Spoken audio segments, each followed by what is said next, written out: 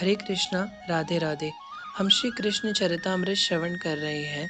आज का प्रसंग है जब सब सखा कन्हैया बने, बकासुर उद्धार। प्रेम तो इन ब्रजवासियों का है, सब कन्हैया से प्रेम करते हैं।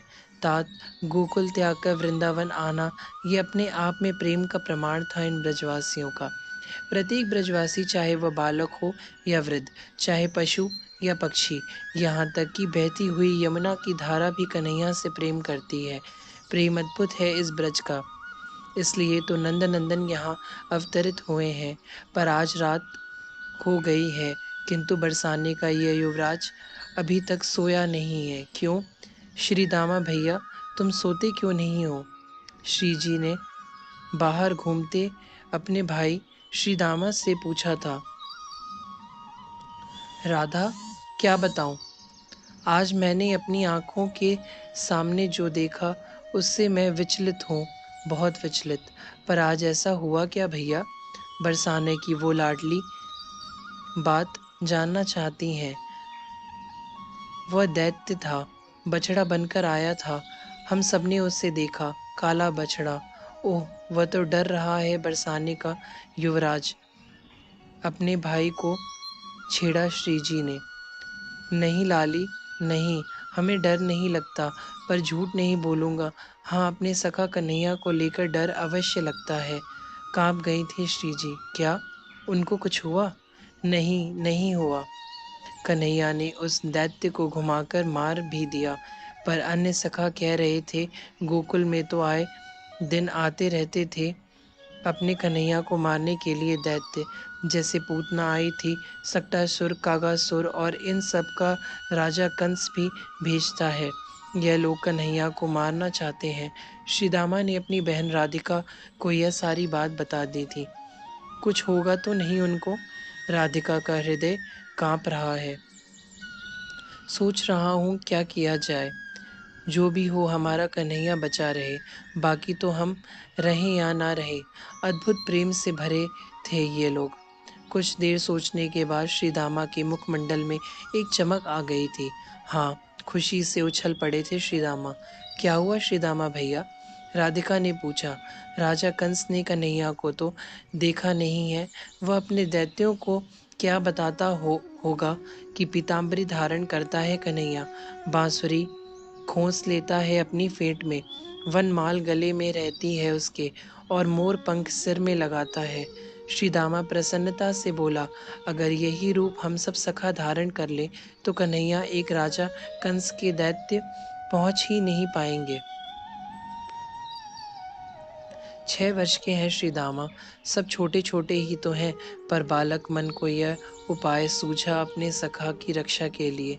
बस अब नींद आ रही है। कल सुबह ही मैं सब सखाओं का यही श्रृंगार कराऊंगा जो कन्हैया करता है। फिर तो किसी को कन्हैया तक पहुंचने ही नहीं देंगे। पहले हम सबसे मिलो, फिर हमारे कन्हैया से। यह कहते हुए हंसा श्री दामा और अपने महल में चला गया। श्री जी भी अपने प्रिय का स्मरण करती हुई अपने महल में जाकर सो गई थी। क्या छटा है आज वत्सचारण की। एक कन्हैया कहाँ है आज? सब सखा कन्हैया ही बन गए हैं। सबके सिर में सबके सिर में मोर पंख है, सबकी फेट में बांसुरी है, वनमाला है गले में झूलती हुई। नंदगांव का हर व्यक्ति इन सबको देखकर हंस रहा है। पर तात ये छोटे छोटे बालक लोग कन्हैया के प्रेम के चलते ओह उद्धव आनंदित है। विचार करो तात विदुर जी, जगत का रक्षक परम ब्रह्म श्री कृष्ण, उनकी रक्षा करने के लिए यह सब सखा उन्हीं का रूप धारण करके चल रहे हैं। वृंदावन में पहुंचकर सब खेलने लगे और बछिया बछड़े चराने लगे। तभी बकासुर दैत्य आ गया। बगुला का रूप धारण करके आया था ये, और बगुला भी साधारण नहीं, विशाल। जाजली ऋषि बड़े साधननिष्ठ तपस्वी थे। सागर और गंगा यहाँ मिलते हैं। भगवान कपिल ऋषि का जहाँ निवास है, ऐसे गंगा सागर में बैठकर भगवान कपिल का सत्संग सुन रहे थे। भगवान कपिल बड़े ही प्रेम से आध्यात्म के गुण तत्व का विवेचन करते। उसी के बाद में ऋषि जाजल मन मन करते अपने में ही शांत चित्त रहने वाले यह ऋषि उस दिन इनको क्रोध आ गया था। तात उद्धव ने विदुर जी को कहा, वह असुर सागर में मछलियां पकड़ पकड़ कर खाने लगा था। मैं कहाँ अध्यात्म के चिंतन में लीन, पर उसी समय मछलियों का कोलाहल, रुदन, चित्कार, मैं इन सबको सुन सकता हूँ। ऋषि जाजल की साधना में विघ्न हुआ। वह वहां से उठकर दूसरे तट पे चले गए थे। यह तट इस बार सागर का नहीं, गंगा जी का था। पर यह क्या बात हुई, वह दैत्य यहाँ पर भी आ धमका। मेरा चित्त कभी अशांत नहीं हुआ था। मैंने उस दैत्य से कहा भी कि तुम वहीं और जाओ, मैं यहाँ साधना में लीन हूँ। पर वह मेरे जैसे ऋषि की बातों को क्यों सुनने लगा। बस मछलियों को ताक रहा था और एक साथ अपनी विशाल मुट्ठियों में भर लेता मछलियों को और खा जाता। ऋषि ने उसे बहुत बार समझाया, पर वह माना नहीं। जा बगुला हो जा, श्राप दे दिया ऋषि ने। वह देखते ही देखते बगुला बन गया, विशाल बगुला। उद्धव कहते हैं, ऋषि जाजल के श्राप से ही वह दैत्य बगुला बना। मथुरा में एक दिन आ गया था। पूतना को इसने बहन बना लिया। पूतना भी इसे भाई मानती थी। आज बकासुर ने अपनी बहन पूतना के बारे में जब सुना कि एक ग्वाले ने उसकी बहन को मार दिया, तो वह क्रोधित हो उठा और कंस से बोलकर वह वृंदावन में चला आया था। वह बगुला, आज सब सखा उस बगुले के पास में चले गए थे। बकासुर देख रहा था, यह तो सब कृष्ण है। वह कुछ समझ नहीं पा रहा था।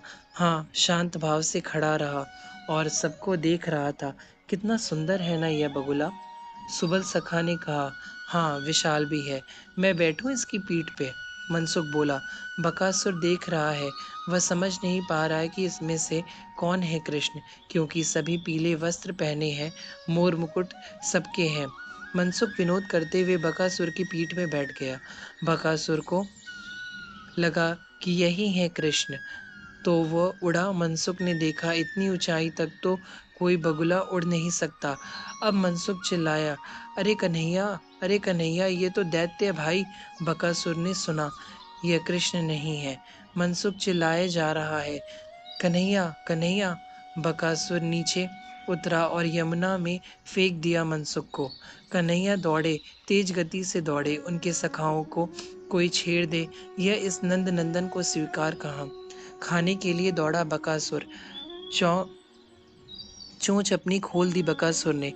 कन्हैया उसकी चोंच में जाकर बैठ गया और चोंच बंद करना चाहता था, पर कन्हैया खड़े हो गए चोंच में ही और अपने हाथों से उस बगुले की चोंच को ऊपर उठाते चले गए। नीचे की चोंच पैर से दबा रखी है और ऊपर की चोंच को ऊपर ऊपर और ऊपर चीर दिया बकासुर को कन्हैया ने। जय हो नंद नंदन की, जय हो यशोदा नंदन की। मनसुख चिल्ला रहा है, श्री दामा को बोल रहा है, ऐसे उपाय मत बताया करो, कन्हैया सबसे भिड़ लेगा, पर हमसे कुछ नहीं होगा, बेकार में आज मर जाता। मनसुख बोला तो सब हंसे। श्री दामा ने कहा, यह मोर मुकुट मुझे ही शोभा देती है, हमें नहीं। यह मोर मुकुट तुझे ही शोभा देती है, हमें नहीं। तू कुछ और है, तू क्या है हमारी समझ में नहीं आता। श्री दामा के नेत्र सजल हो गए थे। अरे कुछ नहीं, माखन खाता खाता है खूबी अपना कन्हैया, इसलिए इसमें ज्यादा शक्ति है। मनसुख ने यह कहना है। सखाओं ने कन्हैया को बैठाया, उसे माखन खिलाने लगे। अच्छा अच्छा, बहुत हो गई इनकी सेवा, अब कुछ मेरी भी करो। मुझे भी वह दैत्य ले गया था आकाश में, मर जाता मैं तो। सब सखा मनसुख की बातों पर हंसे। कन्हैया तो मनसुख से हर समय प्रसन्न है, यह कन्हैया को आनंद देता है। श्री दामा को अपने हृदय से लगाते हुए कन्हैया ने कहा था, मैं तुम सबसे बहुत प्रेम करता हूँ। सौगंध खाता हूँ अपने बाबा की कितना भोला है ना अपना कन्हैया। हरे कृष्णा, राधे राधे।